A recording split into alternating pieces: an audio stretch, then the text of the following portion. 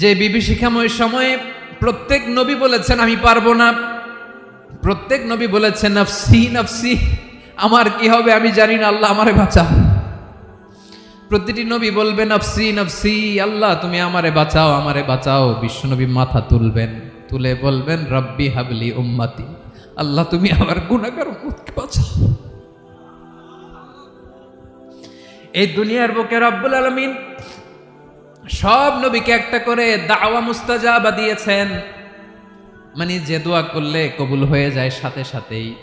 দাও বিহা, দুনিয়ার সব নবীরা ওই দোয়াটা দুনিয়ায় করে ফেলেছে।